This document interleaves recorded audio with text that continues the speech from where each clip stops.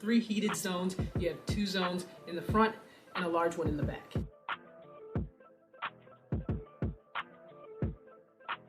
Hey guys, welcome back to another As Seen by SB video where I let you know whether a product's worth the investment or not. And today I'm featuring the Gobi Heated jacket in the women's hoodie. Now if you're like me, I can't stand to be cold ever. So I've literally been on a mission trying to find various products that's going to help me not to be cold this winter because, I mean, Connecticut winters don't play fair. So this is just going to be a quick overview of my first impressions of this heated Gobi jacket, including my pros and cons. Now my heated jacket came in the mail yesterday and I was so excited because I did a lot of research and I saw that this had a lot of good promising reviews.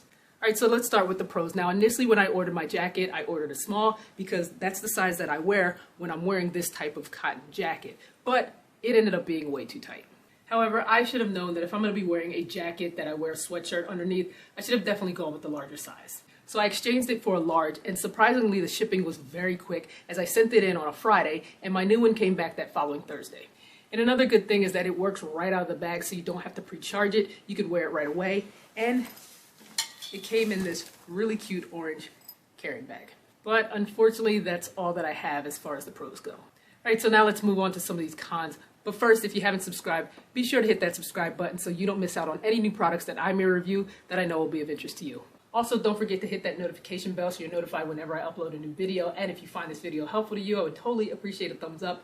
Don't be afraid to share, but for now, let's continue on to the review. Now, my first con that I'm not really impressed with is that this is a bit bulky. Now, granted, I did get a large, so you would expect it to be bulky, but it's not exactly as form-flattering as I would like.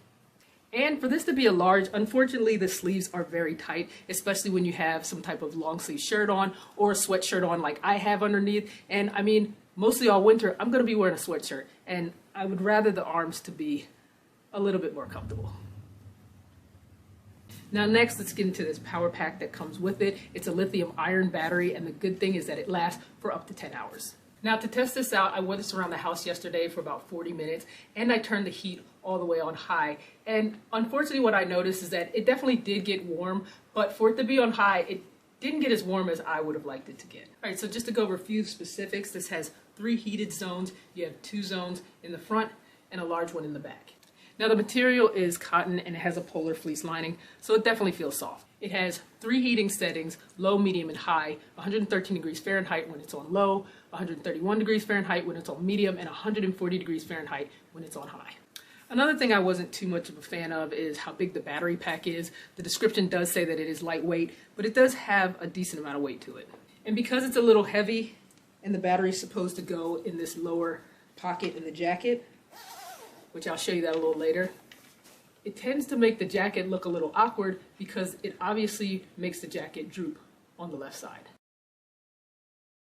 And lastly, it is a little bit pricey, but you would assume a product like this to be a little pricey. Now this cost me $189 plus tax, and I don't know, maybe if I would have gotten one of the other options, one of the other styles that are a little bit more form-flattering, then I could appreciate it, but I just didn't feel like spending close to $300 for those other options. But let me show you quickly how this works. Now first, you're going to connect the battery to this little wire that's hidden inside of the coat.